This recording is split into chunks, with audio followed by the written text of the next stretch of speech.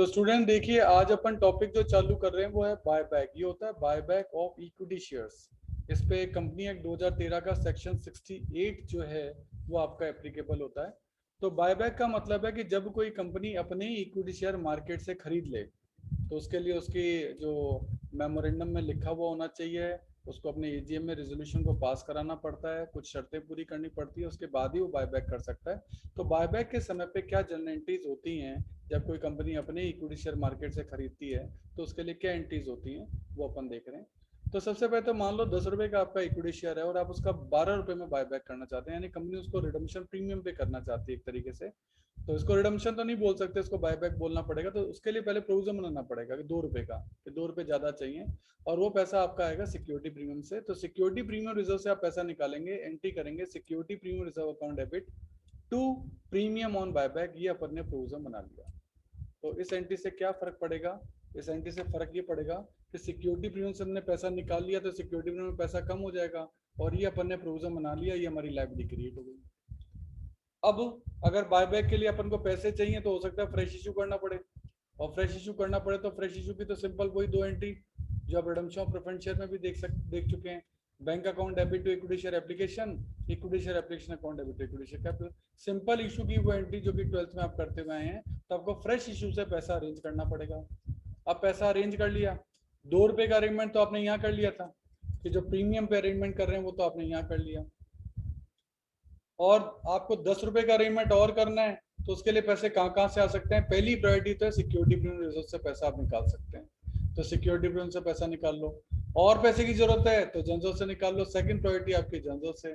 और जितना भी रिडम्पशन फेस वैल्यू के लिए आपने पैसा अरेंज किया है, जितना भी पैसा फेस वैल्यू के बराबर इन अकाउंट से, रेवेन्यू प्रॉफिट से आपने पैसा निकाला है, सिक्योरिटी प्रीमियम से पैसा निकाला है, वो पैसा सीआरआर में ट्रांसफर होगा, कैपिटल रिडम्पशन रिजर्व सीआरआर में ट्रांसफर होगा। अब प्रीमियम का अरेंजमेंट हो गया, आपने फेस वैल्यू के इक्विवेलेंट पैसा अरेंज कर लिया, आपने फ्रेश इशू कर लिया, सारे काम हो गए। अब आप बायबैक की एंट्री कर सकते हो। बायबैक की जब एंट्री करोगे तो इक्विटी शेयर कैपिटल अकाउंट होगा 10 रुपए, कैपिटल को डेबिट कर दिया, इससे लायबिलिटी आपकी कम हो गई, लायबिलिटी कैंसिल हो गई। प्रीमियम ऑन बायबैक जिसको ऊपर क्रेडिट किया था, ये रहा, उसको डेबिट करो, यहाँ से पैसा निकाल लो, एंट्री नंबर 1 से आया ये पैसा, और टू बैंक करके पेड कर दो। इससे आपका बायबैक शेयर्स का हो गया। तो इस तरीके से पहली एंट्री हो गई आपके सिक्योरिटी प्रीमियम के लिए प्रोविजन बनाने की, फिर 2 एंट्रीज हो गई फ्रेश इशू की, फिर सिक्योरिटी प्रीमियम और जनरल से पैसा निकाला और सीआरआर में ट्रांसफर कर दिया, और देन लास्ट बायबैक की एंट्रीज होती है equity share capital account debit, इसमें फेस वैल्यू आती है, premium on buyback of share, ये एंट्री नंबर 1 से अमाउंट आया है, टू बैंक आप पे कर देंगे।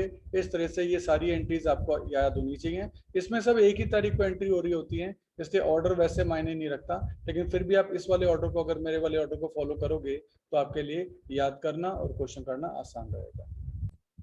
तो इसकी प्रैक्टिस के लिए अपन एक इलस्ट्रेशन ले रहे हैं, अपनी बुक का इलस्ट्रेशन नंबर 25 है, नंबर चेंज होते रहते हैं, तो आप देख लो। स्मार्ट लिमिटेड कंपनी के नाम से है, लिखा है smart limited purchase is 10,000 equity share of 10 each. 10,000 share खरीदना चाहता है 15 रुपए में, यानी 10 रुपए का शेयर 15 में खरीदेगा, तो इसका मतलब 5 रुपए प्रीमियम पे खरीद रहे हैं। No fresh issue is made, तो फ्रेश इशू की एंट्री होगी नहीं। Make necessary journal entry. तो देखिए, सबसे पहले तो प्रीमियम के लिए पैसा अरेंज करना है, प्रीमियम का कोई अकाउंट तो है नहीं, तो फिर किसी रिजर्व से करना पड़ेगा। तो general reserve account debit to premium on buyback, 10,000 shares पे 5 रुपए प्रीमियम पर आपको करना है, तो 10,000 इंटू 5, 50,000 रुपए का अरेंजमेंट कर लिया। फ्रेश इशू कुछ किया नहीं है तो फेस वैल्यू का भी अरेंजमेंट करना है, तो फेस वैल्यू को भी जनरल से निकालना पड़ेगा।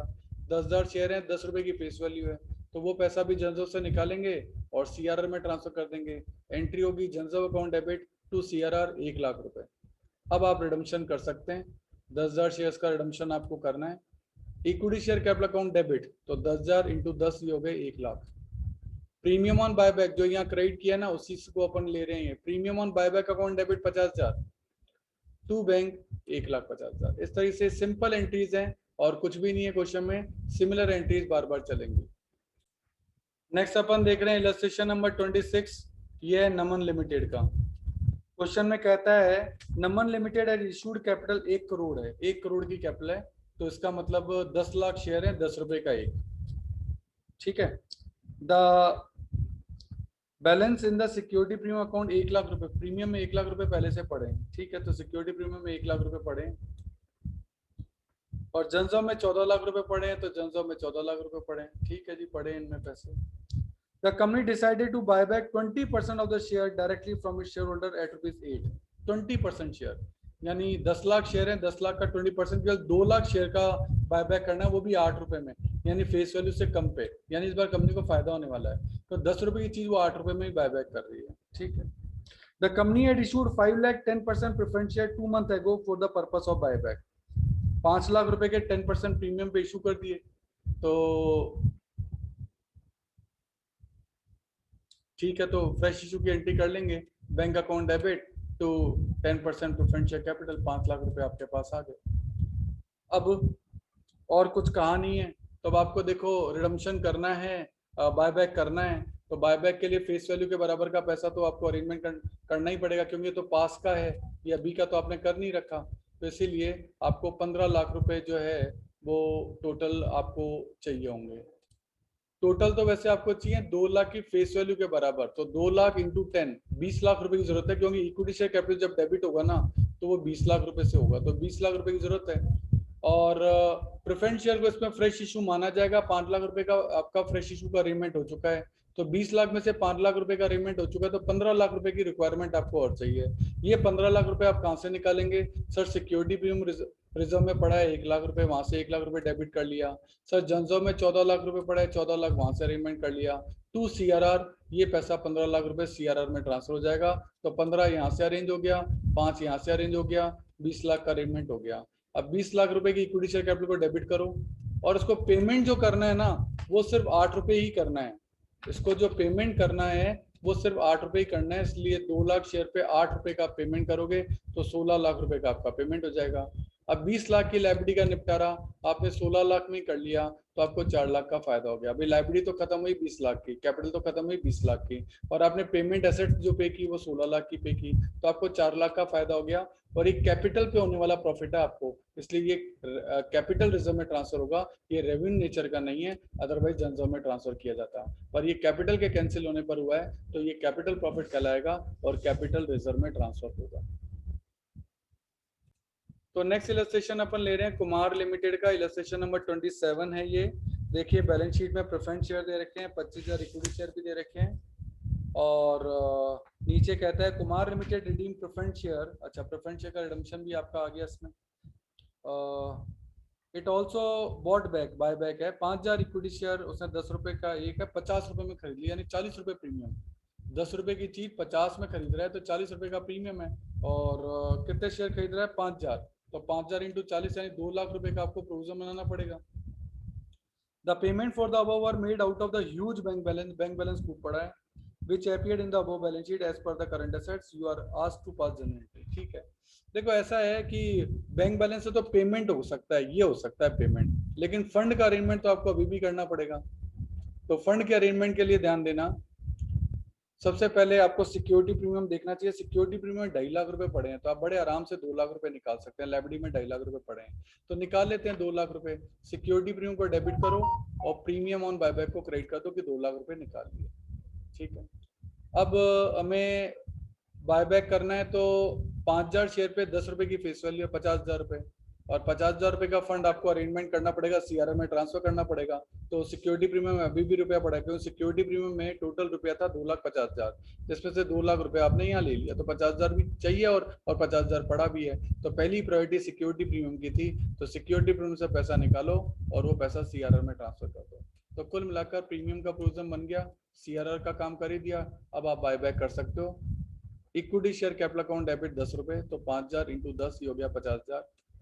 Premium on buyback account debit 2 lakh, 5,000 into 40 तो ये आपका हो गया 2 लाख, और टू बैंक 50 रुपए का पेमेंट कर दोगे तो 2.5 लाख का पेमेंट जो है वो आपका हो जाएगा। इसके अलावा प्रेफरेंस शेयर का भी कह रहे हैं कि बायबैक करना है, तो प्रेफरेंस शेयर के लिए तो पैसा जनरल से निकाल सकते हैं, और प्रेफरेंस शेयर आपके हैं 7.5 लाख के, तो 7.5 लाख रुपए आपको चाहिए, तो जनरल अकाउंट डेबिट तो सीआरआर, ये अरेंजमेंट तो हो गया। अब आप प्रेफरेंस शेयर का एडमिशन कर सकते हो। Redeemable preference share capital account debit to bank, ये प्रेफरेंस शेयर का रिडम्पशन हो गया। जनरल से अपन ने सीआरआर में पहले ही पैसा ट्रांसफर कर दिया है, और रिडम्पशन ऑफ प्रेफरेंस शेयर पार पर हो रहा है, इसलिए प्रोविजन ऑफ प्रीमियम की कोई जरूरत इस क्वेश्चन में है। तो देखिए नेक्स्ट क्वेश्चन अपन देख रहे हैं इलस्ट्रेशन नंबर 28 रवि लिमिटेड का क्वेश्चन है। नंबर आगे पीछे हो सकते हैं। रवि लिमिटेड का क्वेश्चन है। बैलेंस शीट आपको दे रखी है। 8000 शेयर हैं, 4000 प्रेफरेंस शेयर हैं, 8000 इक्विटी शेयर हैं, कैपिटल है, जनजो है, सिक्योरिटी प्रीमियम है, डिवेंचर है और देन असेट अदर चीजें दे रखी है। लिखा है board of director passed a resolution to buy back equity share up to the maximum limited permitted under section 68 section इसको कवर करता है। उसमें मैक्सिमम जितनी परमिशन हो ना उतना आपको रिडम्पशन करना है out of the free reserve at the rate of 120। आप 100 रुपए का शेयर जो है आपका 100 रुपए का एक है, आप उसको 120 में बाय बैक करना चाहते हैं पास नेसेसरी जनरल एंट्री। ये आपका पूरा क्वेश्चन है। तो क्वेश्चन को एक बार दोबारा से देख लें। तो देखिए सबसे पहले तो आपको मैक्सिमम लिमिट की जानकारी होनी चाहिए। सर मैक्सिमम लिमिट क्या होती है? मैक्सिमम लिमिट किसी भी कंपनी के बायबैक की होती है कि उसको उसकी इक्विटी शेयर कैपिटल, जो भी शेयर कैपिटल है, अगर मैं कहूँ शेयर होल्डर फंड, अगर मैं ब्रॉड सेंस में कहूँ shareholder fund, shareholder fund का मतलब है equity share, preference share, security premium, reserve, इन सब का जो टोटल आएगा ना उस टोटल के 10% से ज्यादा आप बायबैक नहीं कर सकते। This is the maximum limit. तो हमारे इस क्वेश्चन में अगर आप देखोगे तो इक्विटी शेयर है आपके 8 लाख के, प्रेफरेंस शेयर आपके 4 लाख के, सिक्योरिटी प्रीमियम में रुपए पड़े 40,000 और जनजो में रुपए पड़े 1,80,000। ये आपका शेयर होल्डर फंड कहलाएगा। इसका टोटल आ रहा है 14,20,000। 14,20,000 का 10% होता है 1,42,000। 1,42,000 रुपए तक का आप बायबैक कर सकते हो। 100 रुपए का एक इक्विटी शेयर है तो 1420 इक्विटी शेयर का आप बायबैक कर सकते हो और एक बायबैक पे आप 120 रुपए दे रहे हो तो कुल मिलाकर 1,70,400 रुपए की जरूरत होगी। तो समझने की बात यह है कि शेयर होल्डर फंड का 10% मैक्सिमम जो है वो आप बायबैक कर सकते हो। नाउ अब आपको बायबैक करना है। आपको 1420 शेयर का और 1420 शेयर का आप 120 पर बायबैक करें तो 20 रुपए का प्रीमियम है। तो 1420 इंटू 20 होता है 28,400। 28,400 रुपए आप सिक्योरिटी प्रीमियम से निकाल लें। एंट्री होगी security premium account debit to premium on buyback 28,400। ये प्रीमियम का प्रोविजन जो है वो आपका बन गया। अब आपको सीआरआर के लिए भी बनाना है। 1420 शेयर है, 100 रुपए का एक, यानी 1,42,000 रुपए सीआरआर में जाने चाहिए। तो सिक्योरिटी प्रीमियम में वैसे 40,000 रुपए थे लेकिन 28,400 आप पहले ही निकाल चुके हैं प्रीमियम के लिए। ये यहाँ 28,400 आपने पहले ही निकाल लिया। तो बाकी बचे 11,600। तो 11,600 तो सिक्योरिटी प्रीमियम से निकाल लो। बाकी रुपए टोटल आपको चाहिए 142। 142 में से 11,600 हो चुके हैं तो बाकी बचे 31,400। अब 31,400 आप कहाँ से निकालोगे? वो आप जनजो में निकालोगे क्योंकि जनजो में आपका 1,80,000 रुपए पड़ा है तो 1,30,400 तो बड़े आराम से निकाल सकते हो और ये पैसा आप सीआरआर में ट्रांसफर कर दो। इस तरीके से आपने दोनों प्रोविजन तो बना लिए। अब वन बायबैक करते हैं। 1420 शेयर हैं, 100 रुपए का एक है, ये 100 रुपए का एक है तो 100 से मल्टीप्लाई कर देंगे तो ये आपका आ गया 1,42,000 रुपए। प्रीमियम के लिए प्रोविजन आपने पहले ही बना दिया था 20 रुपए का। तो 1420 इंटू 20 28,400 और टू बैंक करके पेमेंट कर दें 1,70,400 का। इस तरीके से आपका बायबैक जो है वो आपका इसमें कंप्लीट हो जाएगा। तो बायबैक की एंट्री लास्ट है, बस ये याद रखो इक्विटी शेयर कैपिटल को डेबिट कर दिया, लायबिलिटी डेबिट होने से कैंसिल हो गई। सिक्योरिटी प्रीमियम को पहले क्रेडिट किया था 28,400 से, ये रहा सिक्योरिटी प्रीमियम ऑन बायबैक को आपने किया था तो प्रीमियम ऑन बायबैक की आपका डेबिट हो गया। टू बैंक करके 1,70,400 का पेमेंट कर दिया। इस तरीके से आपका बायबैक का प्रोसीजर जो है वो आपका कंप्लीट